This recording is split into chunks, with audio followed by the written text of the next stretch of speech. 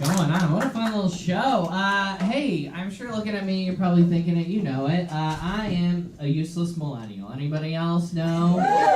Hell yeah. I don't do anything productively with my hands like men are supposed to do. I just know like life hacks that I use for every problem I encounter. So like an example is like not that long ago my car wouldn't start. And I don't know how that works, so I did the first thing my millennial brain knows to do, which was I, like, literally got out of my car and just started counting to 10. I was like, I'm making my car a little timeout, you know? Maybe I said something to it that hurt its feelings. I've heard of voice activation. It's a real thing. I did just pump gas into it. I don't like doing things right after I get full. Maybe that's what's going on. I don't know, okay? I got back in and tried to start, nothing happened, so I did the next thing I know to do, which was I took the key out and just started blowing into the ignition like an NES. I was like, come on, get me to the next level. Like, start trying things in my car to mix it up. I was like, cassette player, you know, steering wheel, passenger, nothing got this thing started. So then I thought about, like, when my parents describe having car problems, they make it seem like they can just get out of their vehicle and there's always someone there that helps them out to fix it. I don't know if I want to do that, stranger danger, right? So eventually I got out, I was like, all right, right now I need to find someone in their 40s. To help me find someone in their 60s to fix this.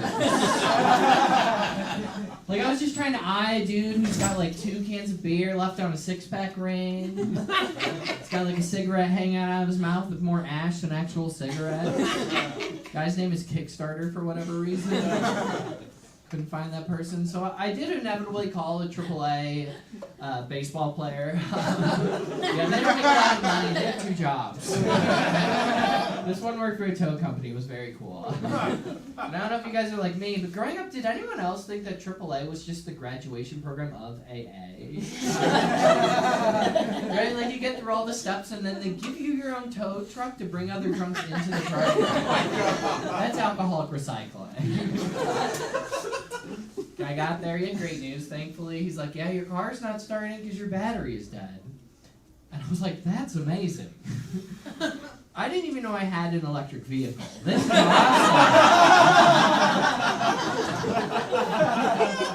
He's like, you don't. You have a 2004 Dodge Neon. I was like, what do we do now? Use my iPhone charger? I was like, please don't tell me my car's an Android. That'd be the worst news you could.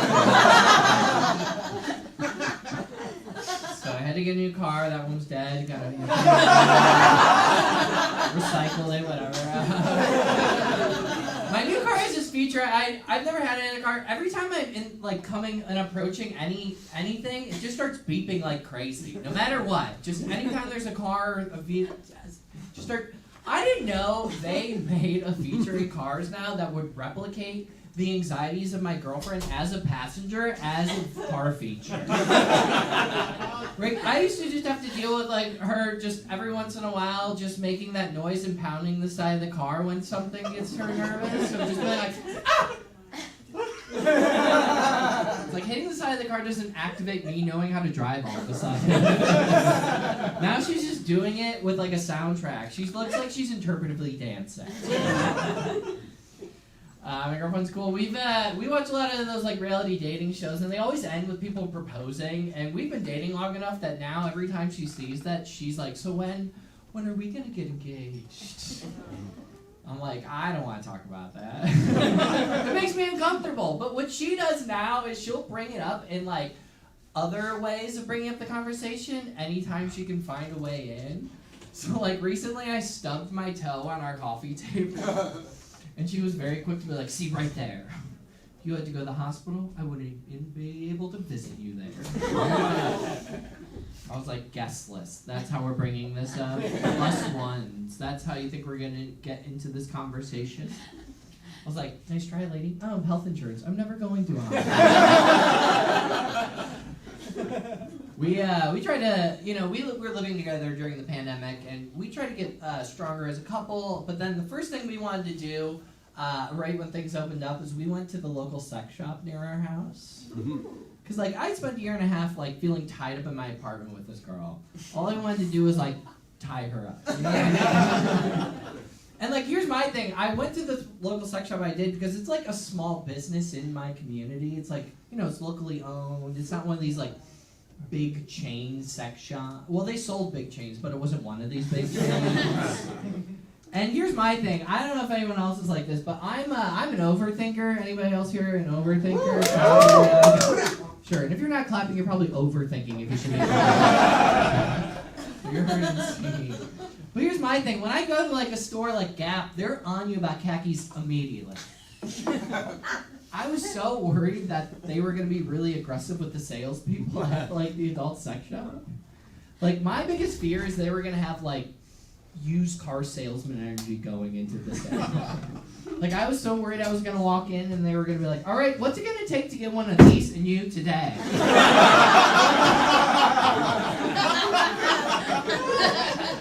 how do you guys check for credit scores here? No, thank you.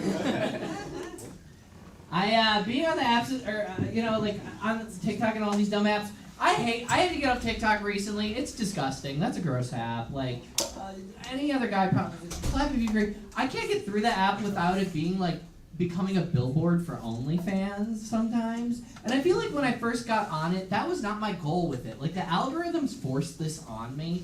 I got into TikTok to learn to be better at golf. And TikTok's algorithm, I feel like, went from like golf tips, swinging, swingers. And now I can't come unless I see a pineapple. It's very frustrating. Like I went from like sand traps to thirst traps way too quickly. Alright, I like that line way more than you gave it credit. I'll fix it first. Here's what the last thing I'll say is I love seeing creators on there that I feel like are mix of like clashes of their personalities, like it doesn't make sense. Like, there's this guy on there that's a really Republican pothead, that's his thing. Like, he sells t-shirts that say, like, I smoke grass and kick ass. Like, it doesn't vibe with me, but I follow it. He'll do, like, conservative weed challenges. Like, one is he made an edible in the shape of a bald eagle. And he has, like, a bong that looks like an AR-15. So, when I didn't know that Republicans were smoking weed like this. So, when I saw that, it made me think of this. This is the only impression I do. So this is my impression of a really Republican pothead asking their other Republican pothead to pass a blunt that they haven't passed in a really long time. Yo, man, trickle down that economy.